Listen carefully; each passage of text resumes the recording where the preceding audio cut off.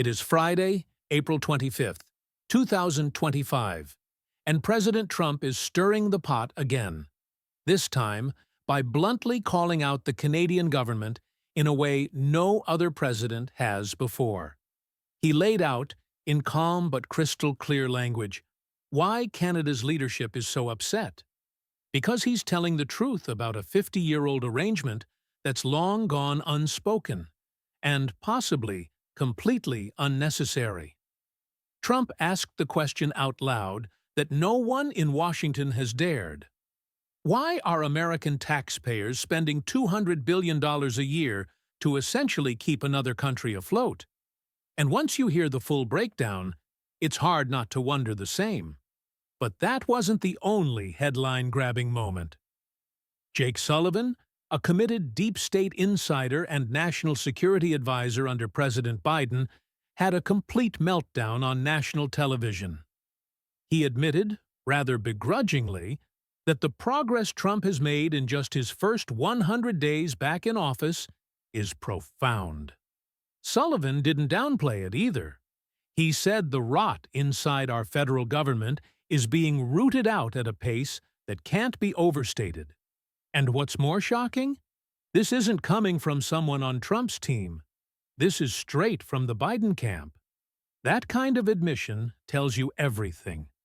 Meanwhile, major developments in Trump's MA agenda, Make America Healthy Again, are reshaping how we protect our kids, especially when it comes to food safety. You'd think everyone would celebrate moves like banning petroleum-based dyes in snacks marketed to children. But CNN? They framed it as a negative. Why would they do that? Well, we'll get into that and more stories from across the country today. But first, a quick thank you for liking and sharing these videos. It really helps the channel. And if you haven't already, consider subscribing so you don't miss regular updates here on Globe Pulse. Now, back to Trump. You probably heard all the chatter about Liberation Day on April 5th. It got all the media buzz. But weeks before that, he quietly dropped a bomb on the global auto industry. A 25% universal tariff on imported cars, auto parts, aluminum, and steel. That move is already causing shockwaves throughout the industry. Wall Street might be uneasy, but American auto workers? They're thrilled. The United Auto Workers Union came out in full support, hailing the tariffs as critical and long overdue. They see it as a serious move to reverse decades of outsourcing and factory closures. Trump's message to automakers is pretty simple. If you want to sell in America, you need to build in America. No exceptions. GM responded quickly, announcing ramp-ups in manufacturing and hiring in Indiana. Ford jumped on board with a new marketing campaign called From America for America. Honda's even talking about shifting most of its manufacturing to the United States, moving away from Mexico and Canada. Their goal? 90% of the cars they sell in the U.S. will now be made in the U.S. All this is happening thanks to Trump's tariffs. Meanwhile, Canada is panicking. The new Canadian Prime Minister looks like he's scrambling to find a way out of this economic mess. His solution? Subsidize automakers to the tune of $8 billion a year to keep them from leaving. Yes, you heard that right. Canada is now offering to pay companies the amount they'd lose by staying in Canada, even if that means covering Trump's tariffs for them. The Prime Minister said it plainly. We are developing a framework for auto producers in Canada to get relief from these counter tariffs as long as they maintain their production and investment in our country. He continued to explain that the revenue from these counter tariffs, estimated to be around $8 billion, will go directly to the auto workers and companies affected. But Trump isn't buying it. His response was brutal, yet calm. Canada no longer has a choice. For almost 50 years, no one said the quiet part out loud. Why is the U.S. subsidizing Canada? 90% of their orders come from us. We give them $200 billion a year for what? A favor? Trump didn't stop there. He dug deeper. There's no economic reason to keep this arrangement going. Canada doesn't offer cheaper labor. They don't produce anything the U.S. doesn't already have access to. Oil? The U.S. has plenty. Lumber? Same thing. Cars? We've got it covered. Trump put it plainly. If they were a U.S. state, maybe it would make sense. But they're not. They're a sovereign nation.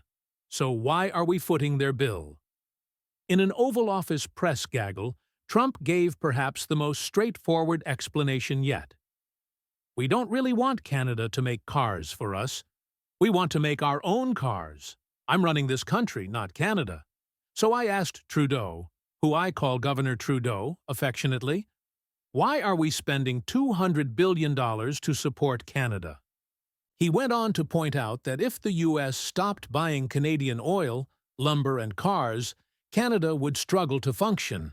And, apparently, Trudeau admitted that to him.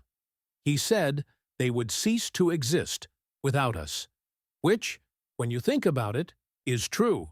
Certainly as a country, Trump said. But that's not all.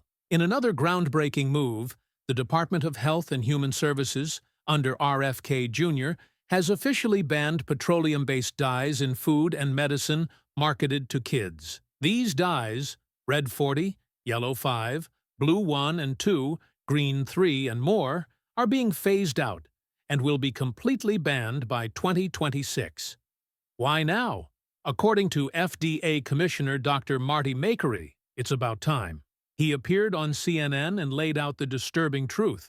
These dyes are derived from petroleum, the same stuff used in coal ash and industrial fabric. Over time, studies have linked them to ADHD, overconsumption, and possibly more severe chronic conditions. These chemicals are already banned in Europe and Canada. Why were they ever allowed in the U.S.? No one really knows, but no more. Makary explained, when these were first introduced, we didn't understand the risks. But now, the science is clear. These dyes don't belong in food, especially food marketed to children. CNN, though, seemed more interested in stirring controversy. Anchor Dana Bash tried to pivot the conversation to politics, bringing up a resignation at the NIH. Dr. Kevin Hall, a researcher who claims he was silenced under RFK Jr., recently quit. Bash tried to get Makary to bite, but he didn't flinch. I don't know the individual, Makary said. Some people, when they resign, take cheap shots. But getting petroleum-based dyes out of food isn't partisan. Moms, regardless of politics, care about this. Then, Bash pushed again, warning that the FDA cuts might threaten food safety. But Makary set the record straight. No scientists or inspectors were laid off. We only cut redundant communication staff, lobbyists, and overlapping IT roles. The people doing the actual food inspections? They're still there, and now have more resources than ever. Now to another major story. Jake Sullivan, Biden's national security advisor, made a rare and revealing appearance on MSNBC's The Rachel Maddow Show. And it was clear. He's rattled. The progress Trump has made in dismantling the deep state, even just 100 days in, has Sullivan visibly shaken. He admitted that Trump is systematically dismantling America's so-called core advantages, alliances, global talent attraction, research innovation, and capital markets. And he warned that if Trump keeps going, these structures may never recover. That's right. He said the quiet part out loud. If Trump continues this path, it could be gone forever, Sullivan said. And honestly, that's the point. That's what Trump supporters want, to permanently destroy the bureaucratic rot. America's unique advantage is its alliances. Trump is busting those up. Our ability to attract talent globally? He's making that harder. Scientific innovation backed by government, universities, and the private sector? He's cutting into that too. He continued, saying that even the foundational elements of our system, The Constitution and rule of law are under threat. Maddow seemed stunned, but Sullivan doubled down. In less than 100 days, Trump has gone after every pillar that makes America distinctively powerful. He did add that he believes these structures can be rebuilt if Democrats win in 2028. But if Trump continues, it might be game over. Seeing Sullivan that unsettled says a lot. When the deep state starts to panic, you know real change is happening. That wraps up today's episode. If you found this breakdown helpful, like and subscribe to Globe Pulse so you don't miss the next deep dive. We'll be back with more Real Talk soon.